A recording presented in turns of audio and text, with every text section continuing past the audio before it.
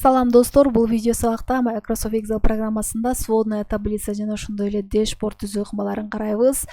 Сводная таблица деген бул кайсы бир база даныктын ичине маалыматтарды анализдөөдө жана ошондой эле жалпылаштырып же бөлүп алууда колдонулган инструмент болуп эсептелет. Сводная таблицанын жардамы аркылуу маалыматтарды анализдөө дагы да ыңгайлуу жана ошондой эле визуалдык түрдө ишке ашат. Бул жерде мисалы менде даяр база данык турат. Ошол база даныктын ичинен кайсы бир шаарлар боюнча же региондор боюнча же кайсы бир жылга алынган маалыматтарды анализдөө. Мисалы бул жерде 11 миңден ашык строкада маалыматтар жайгашкан.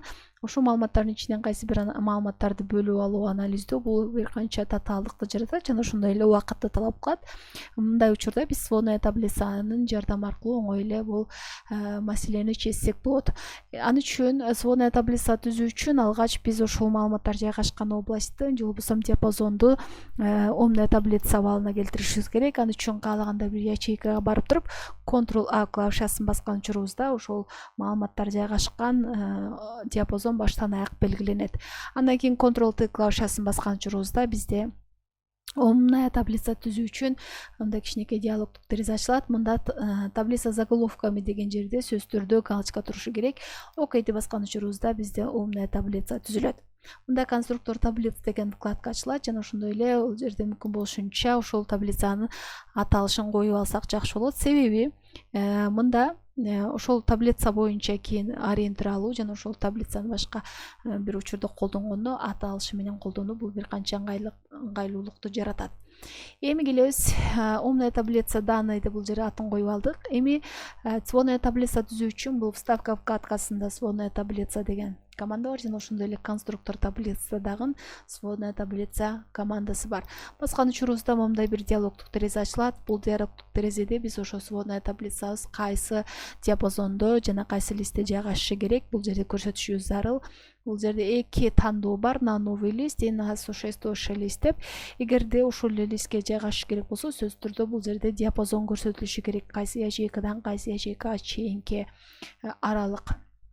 Биздин учурда бул на новый лист деп туруп ОК деп басабыз. Баскан учурубузда бул жерде лист 1 деген жаңы лист ачылып, сводная таблицанын мындай бир областы ачылат. Биринчи эле атын өзгөртөбүз. Биз данный бул таблицанын ичинде категориялар боюнча биринчи сводная таблица түзүп алалы. Аны үчүн демек бул жерде атын категория деп өзгөртөм. Бул таблица, сводная таблицанын ичинде кайсы маалыматтар чагылдырылышы керек бул жерден аныкталат. Поле сводной таблицы деген бөлүмдөн мында 4 бөлүм бар: фильтр, столбцы жана строки, значения деген. Мында бизде строкиге категориялар боюнча биз сводная таблица түзүп атабыз. Демек категорияны алып түшөбүз. Мында байкаган болсоңор категориялар боюнча бардык маалымат келип жайгашты. Значенияга болсо выручка боюнча маалымат келсин. Жана ошондой эле фильтр боюнча, фильтрге бул региондор боюнча фильтр жүргүзөлү, шаарлар боюнча жана ошондой эле дата. Датаны биз фильтрге алып келген учурубузда бул мындай түрдө дата болуп эле жайгашып, бул жылдар боюнча квартал боюнча бул жерде группалоо жүрбөйт. Ошон үчүн датаны өйдөгө алып чыгып туруп кайра строкиге алып түшөбүз. Строкиге алып түшкөнүбүздө бул коды, кварталы, дата деп группалоо, датаны группалоо жүрүп, кварталды кайра алып чыгып салып, датаны кайра алып чыгып, кодуну биз фильтрге алып келип коебуз. Бул демек биздин сводная таблицанын ичиндеги маалыматтар болду. Эми название строк демек категория. Ал эми сумма по полю, выручка деген эки жолу баскан учурубузда демек бизде могул маанилерди өчүрүп салып ОК деп баскан учурубузда такое поле сводной таблицы уже существует деп жазуу чыгып атат. Демек мында биз выручка деген бул жерде маани болгон үчүн бизге доступ бербей атат. Мында пробел коюу аркылуу биз выручка деген аталышты берсек болот. Эми мында таблицанын аталышы бул жерде өйдөгө берилиши керек. Аны үчүн биринчи строканы белгилеп, Ctrl+'ын жардамы аркылуу өйдөгө 2 строка кошуп алам. Таблицанын аталышы берилиши керек. Демек категория. Мында выручкада цифралар боюнча берилип атат. Демек муну биз К'га айландырып койсок болот. Дагы да түшүнүктүү болуш үчүн К деген бул миңдик дегенди түшүндүрөт. К'га айландырыш үчүн демек мышканын оң жагын басып, бул жерде числовой формат. Числовой форматты ачканыбызда формат ячеек деген бул число боюнча форматтардын бир канча түрлөрү чыгып атат. Мында все форматын тандап, 0ду тандап бул жерде 0дон кийин пробел берип, тырмакчанын ичине К деп беребиз. Абразесте бизге керектүү болгон абразести чыгарып берип атат. Окей деп баскан учурубузда бардык маанилер ушул Кга айландырылат. Эми мында бул сводная таблицанын диаграммасын түзүү үчүн кайсы бир ячейкасына курсорду алып келип, вставка вкладкасына барып эле биз каалагандай кайсы бир диаграмма түрүн тандасак болот. Мисалы, линейчатая түрүн тандайлы.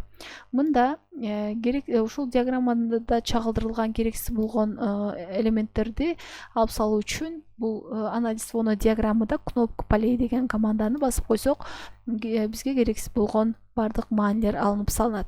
Итогду дагы алып салалы. Жана ошондой эле бул жерде диаграмманын аталышы деген таблицанын аталышы менен бирдей болгон үчүн бул жерде барабардык коюп туруп эле таблицанын аталышы жайгашкан ячейканын ссылкасын алып келип коебуз. Мында бул ошол мааниге өзгөрөт.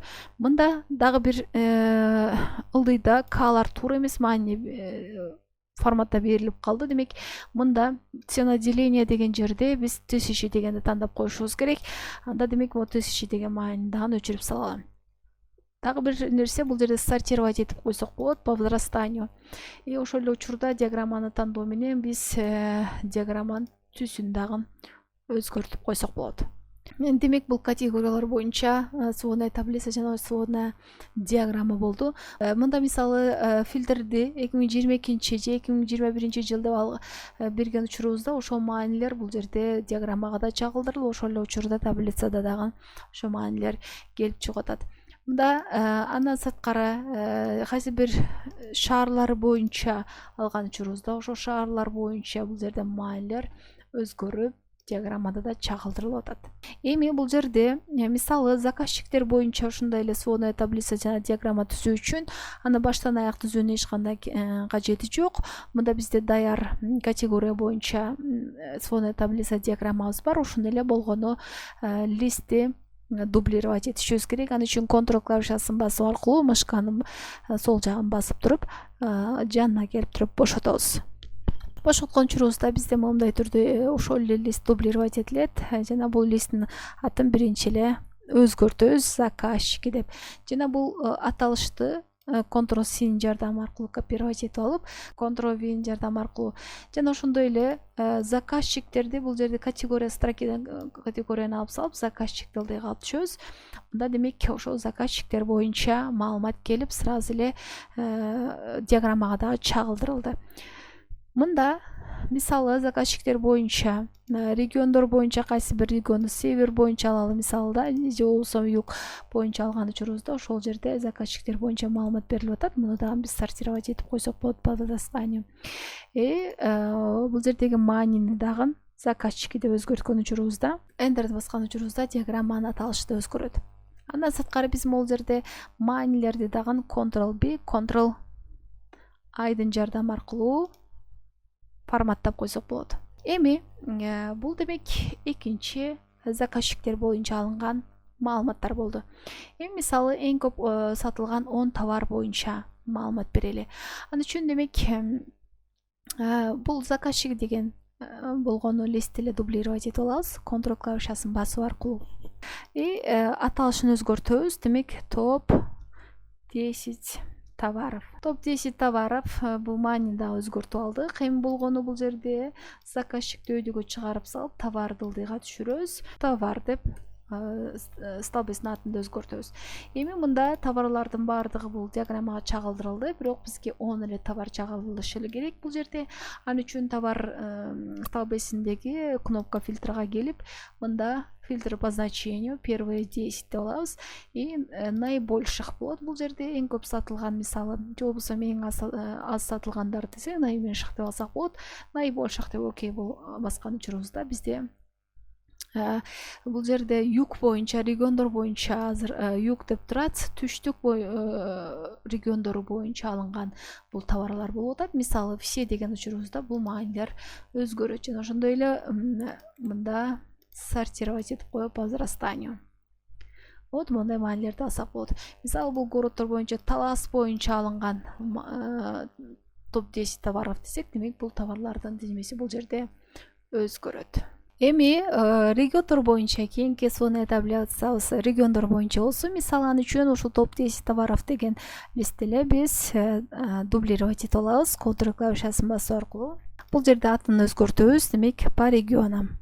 Демек аталышын өзгөрттүк. Эми бул жерде строкеден товарды өйдөгө алып чыгып, регионду фильтрден ылдыйга строкеге алып түшүшүбүз керек. Мында региондор боюнча алынган диаграмма түрүн өзгөртөлү. Ал үчүн конструктор вкладкасына кирип, изменить тип диаграммы бул круговая түрүндө, бул кольцевая түрүн тандайлы. Окейди баскан учурубузда вот региондор боюнча момундай диаграмманы алдык.